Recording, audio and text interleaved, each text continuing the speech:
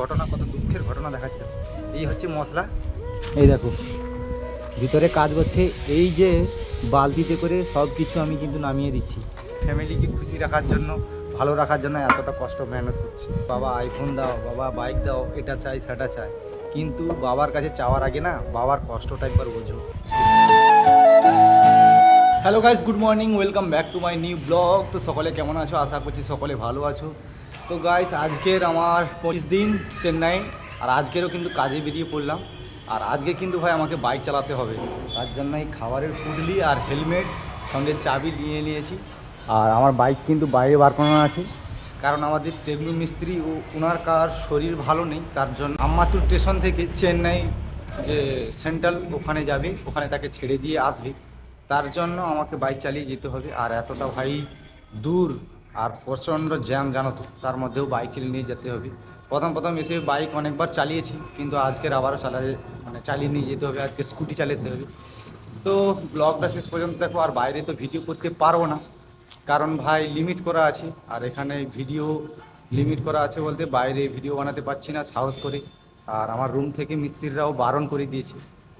তো যাই হোক, আমরা সেখানে গিয়ে আমাদের যে কাজের সাইডে গিয়ে তোমাদেরকে আজকে দেখাচ্ছি।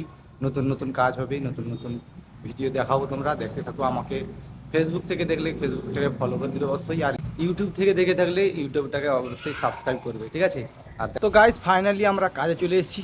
আর কাজে চলে এসে এখানে মশলাগুলোতে শুরু করে দিয়েছি। আর এখানে আমাদের কাজ হচ্ছে আজকের ডবসের কাজ হচ্ছে। এটা হচ্ছে ছোটো ডবস, দেখো এখান থেকে গ্যাস পাইপ উঠবে। মামু এখানে কাজ করছি, আর এই আমি মশলা মাখাচ্ছি এখানে, ঠিক আছে?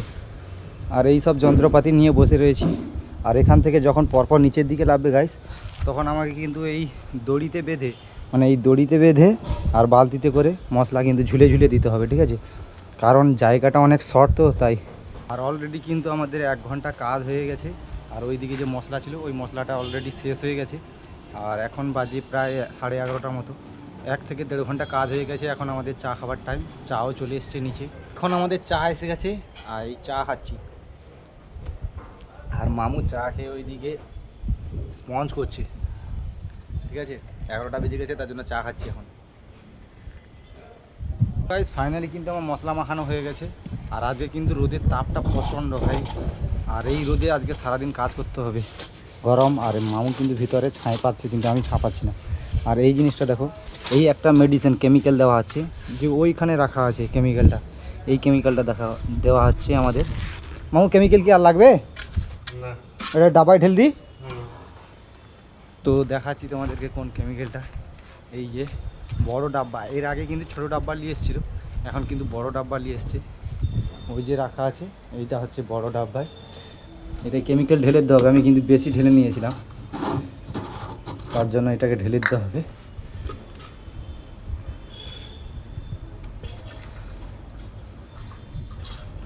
ভাই কি গন্ধ জানো, এটা প্রচণ্ড গ্যাস।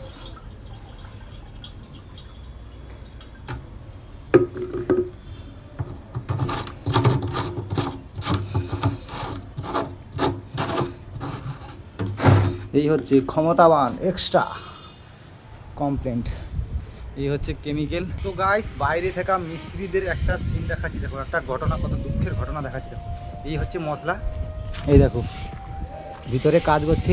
এই যে বালতিতে করে সব কিছু আমি কিন্তু নামিয়ে দিচ্ছি। ভিতরে কিন্তু ঘোরার জায়গা নেই ভাই, এইখানে কষ্ট করছে। দেখো শুধু ফ্যামিলির জন্য এতটা কষ্ট করছে, নিজেদের ফ্যামিলিকে, বাবা মাকে সুখী করার জন্য কতটা কষ্ট করে কাজ করছে। দেখো আমি কিন্তু এই বালতিতে করে সব এক একটা করে নামিয়ে দিচ্ছি, পানি, মশলা। এই বালতিতে করে মশলাও দিচ্ছি, আর ওখান থেকে মামু নিচ্ছে। এতটা গরমের মধ্যে কাজ করছে। এই দেখো পিছনে গেঞ্জি টেঞ্জি সব ভিজে গেছে। বাতাস, হাওয়া বাতাস তো ভিতরে কিছু পাবে না, এত শর্ট জায়গার ভিতরে। তাও কতটা কষ্ট নিয়ে কাজ করছে, শুধু টাকা কামানোর জন্য বাইরে এসছে ভাই। এটাই হচ্ছে ভাই ছেলে, একটা পুরুষ, যে নিজের ফ্যামিলিকে খুশি রাখার জন্য, ভালো রাখার জন্য এতটা কষ্ট মেহনত করছে। মেয়েরা বলে না ছেলেদের জীবন স্বাধীন, কতটা স্বাধীন এই দেখো। ছেলেদের জীবন কতটা স্বাধীন এই দেখো। এত কষ্ট করে একটা মেয়ে কাজ করতে পারবে? মেয়েরা ভাই পরের বাড়িতে গিয়ে আনন্দ ফুর্তি করবে, এটা দাও সেটা দাও, কিন্তু ভাই একটা ছেলের জীবনে দেখো কীভাবে কাজ করছে ভাড়ার ভিতরে।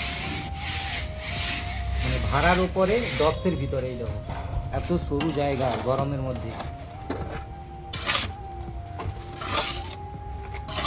আর এখান থেকে যদি জল তেষ্টাও পেয়ে যায় না, আমাকে উপর থেকে এই বালতিতে করে দিতে হবে, তবে খাবে মানুষটা। আর সারাদিন এত কষ্ট করার পরেও না ভাই, ভোর থেকে রান্না করে নিজেকে রান্না করে নিয়ে আসতে হয় এখানে খাবার জন্য, ঠিক আছে। আর অনেক ছেলে মেয়েরা বলে বাবা আইফোন দাও, বাবা বাইক দাও, এটা চাই সেটা চাই, কিন্তু বাবার কাছে চাওয়ার আগে না বাবার কষ্টটা একবার বোঝো, যে কতটা কষ্ট করে কতটা মেহনত করে বাবা টাকাটা ইনকাম করে। আমিও একটা ছেলে, কিন্তু ছোট থেকে আমার বাবা নাই, কিন্তু আমি বুঝি ছোট থেকে সংসার আমার হাতে পড়েছে, আমি টাকার মর্মটা বুঝি ভাই, সেই জন্য বলছি।